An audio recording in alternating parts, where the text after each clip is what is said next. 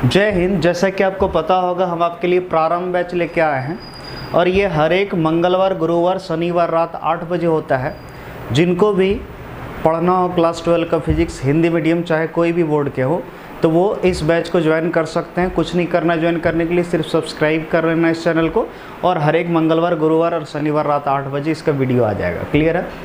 एक और चीज़, कोई भी बच्चे अगर चाहते हैं कि हमसे अच्छे से पढ़ें, यानी पेड कोर्स लेना चाहें, वैसे ये बैच चलता रहेगा ये जो चल रहा है, लेकिन किन्हीं को अगर पेड बैच लेना है, यानी जो हम क्लास में पढ़ाते हैं ऑफलाइन, उससे डायरेक्ट लाइव हम आएंगे, वो ऐप पर आने वाले हैं बहुत जल्दी। वो हम ऐप लॉन्च करने वाले हैं, आपको पता चल जाएगा, तो वो ले सकते हैं। क्लियर है।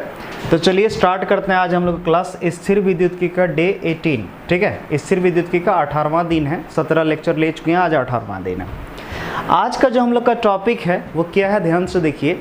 आज का टॉपिक है किसी विद्युत द्विध्रुव में संचित विद्युत स्थितिज ऊर्जा, यानी विद्युत द्विध्रुव में संचित विद्युत स्थितिज ऊर्जा का मान निकालने वाले हैं। तो चलो समझते हैं आखिर ये होता क्या है।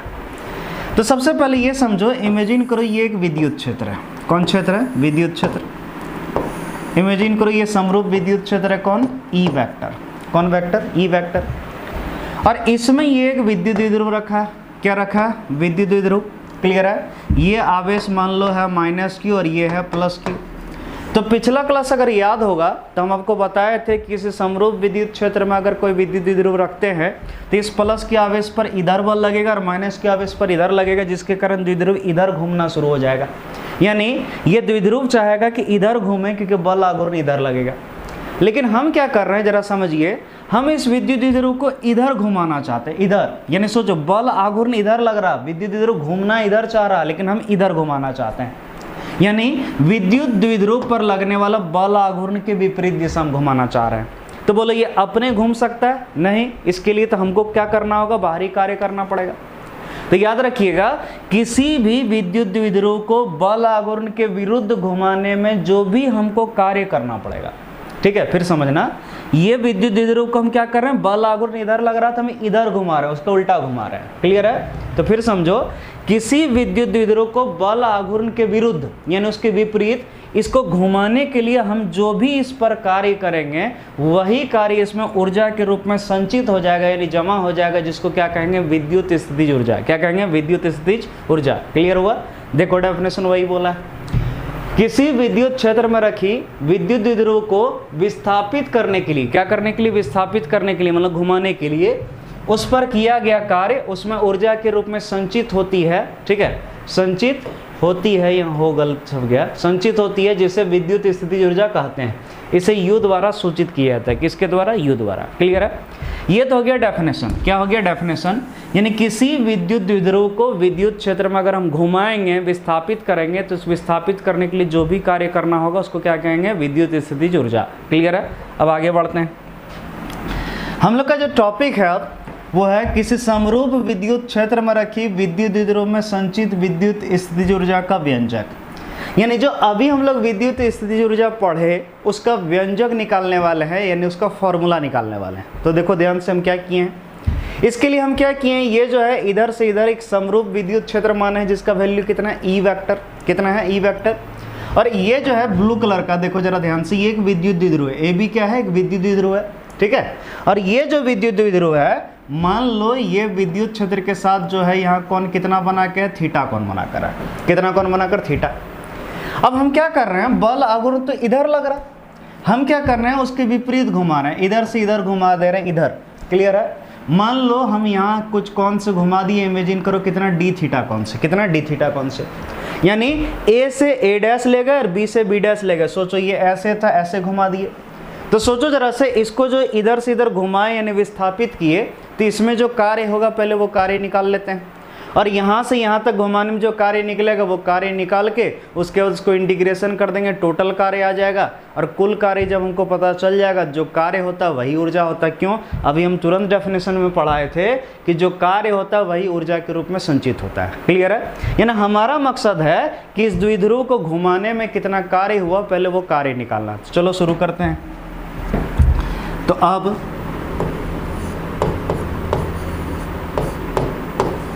द्विध्रुव को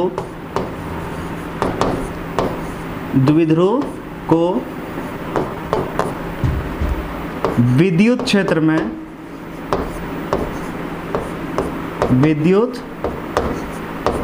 में बल आघूर्ण के विरुद्ध, बल आघूर्ण के विरुद्ध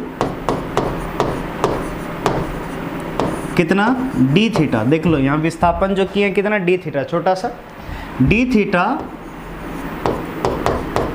कौन से विस्थापित करने में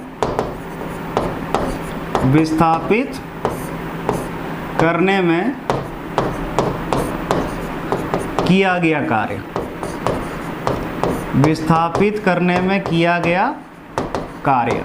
क्लियर है?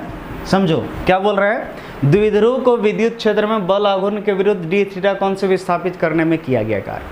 यानी बल आघूर्ण इधर लग रहा है उसके विरुद्ध, यानी ऐसे उल्टा घुमा रहे हैं तो उल्टा घुमाए जो डी थीटा, उस डी थीटा घुमाने में कितना कार्य हुआ वो निकालेंगे। तो जरा ध्यान से देखो, यहाँ विस्थापन है डी थीटा, डी थीटा मतलब बहुत छोटा कोण, और जब बहुत छोटा कोण होगा तो कार्य भी बहुत छोटा होगा, कितना डी डब्ल्यू बराबर। याद करो घूर्णन गति में आप कार्य पढ़े होंगे 11 क्लास में कि जब कोई चीज़ घूमता है बल आघूर्ण के विरुद्ध तो उसमें बल आघूर्ण इंटू कोणीय विस्थापन अगर कर दें तो याद रखिए वो क्या निकल जाता है, कार्य बराबर हुआ बल आघूर्ण गुने कोणीय विस्थापन डी थीटा, इसीलिए डी थीटा। लेकिन साथ में आगे हम माइनस लगाएंगे। बोलिएगा सर माइनस क्यों लगाए, तो माइनस ये दर्शा रहा है कि हम बल आघूर्ण के विरुद्ध कार्य कर रहे हैं, बल आघूर्ण इधर लग रहा है, हम उल्टा कार्य कर रहे हैं। क्लियर है? तो देखो चूंकि याद करो टाउ बराबर होता है पी साइन थीटा, इसीलिए पिछले क्लास प्रूव करवाए थे, इसीलिए डी डब्ल्यू बराबर माइनस टाउ के जगह P sine theta into D theta. तो जरा ध्यान से देखो, अभी जो डी डब्ल्यू कार्य निकला है वो सिर्फ यहाँ से यहाँ जो डी थीटा विस्थापित किए हैं उसी का निकला है। लेकिन हमको इतना नहीं, इमेजिन करो थोड़ा ही कि हमेशा ये डी थीटा कौन सी विस्थापित करेंगे, तो कुछ भी कौन हो सकता है। अब इमेजिन करो हम मान लो थीटा से 90 डिग्री तक घुमा दिए, या फिर मान लो 0 डिग्री से 180 तक घुमाती है, तो कुछ भी बोल सकता है। तो भाई कितना तक का कार्य निकालना है उस हिसाब से निकालना है। तो हमको अगर कभी कुल कार्य निकालना, थोड़ा सा नहीं टोटल कार्य निकालना, तो क्या करते हैं इंटीग्रेशन, तो चलो करने वाले हैं। तो ध्यान से देखो, लिखेंगे इंटीग्रेटिंग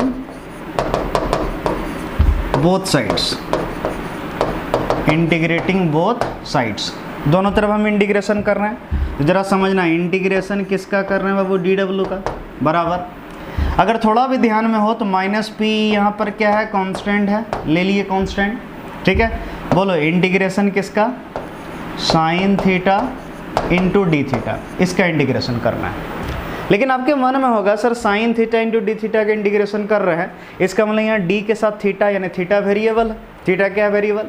सर ये थीटा का वैल्यू कितना से कितना चेंज कर सकता है। तो देखो क्वेश्चन में आपको दिया रहेगा कितना से कितना, जैसे मान लो कभी बोल दे 0 से 180 डिग्री, या 0 से 90 डिग्री, या फिर 90 से 180, कुछ भी बोल सकता है। तो अभी तो हमको पता नहीं है कितना बोलेगा, तो इसीलिए हम लोग जनरल केस लेते हैं। मान लो हमको कार्य निकालना कहाँ से कहाँ, थीटा 1 से थीटा 2 तक विस्थापित करना है। कहाँ से कहाँ, थीटा 1 से थीटा 2, यानी हम जो लिमिट सेट किए हैं वो थीटा 1 से थीटा 2, थीटा 1 मतलब प्रारंभिक कोण और थीटा 2 मतलब अंतिम कोण, मान लो थीटा 1 से थीटा 2 तक विस्थापित किए।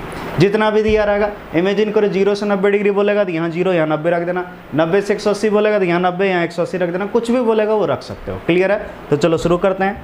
तो बोलो डी डब्ल्यू का इंटीग्रेशन अगर करेंगे तो क्या हो जाएगा, डब्ल्यू, डी डब्ल्यू का इंटीग्रेशन कितना, W equal to minus P, ठीक है, माइनस पी इंटू, अगर थोड़ा बहुत भी समझदार हो तो जरूर जानते होगा sine theta into D theta का इंटीग्रेशन होगा माइनस कॉस थीटा। याद रखिए इसका इंटीग्रेशन कितना होता है, माइनस कॉस थीटा, तो लिखेंगे माइनस कॉस थीटा। लेकिन जरा यहाँ गौर से देखो, यहाँ पर एक लिमिट लगाया थीटा 1 से थीटा 2, तो इसीलिए हम क्या करेंगे, ध्यान से देखना, इसको एक बड़ी ब्रैकेट में घेरेंगे, यहाँ पर थीटा 1 से थीटा 2 ये लिमिट लगा दिए, थीटा 1 से थीटा 2। क्लियर है? अब जरा समझना ध्यान से, W equal to minus P, चलो अब सॉल्व करो, माइनस कॉस थीटा की जगह पर लिमिट कितना, थीटा 2, फिर किसका साइन देंगे, माइनस का। याद रखना अपर लिमिट रख के फिर माइनस का साइन देते हैं। बोलो माइनस कॉस थीटा के जगह लोअर लिमिट कितना, थीटा 1। अगर थोड़ा बहुत भी समझदार हो गए तो माइनस माइनस प्लस हो जाता है, ठीक है। और ये माइनस हो गया तो ये आगे हो जाएगा, ये पीछे हो जाएगा।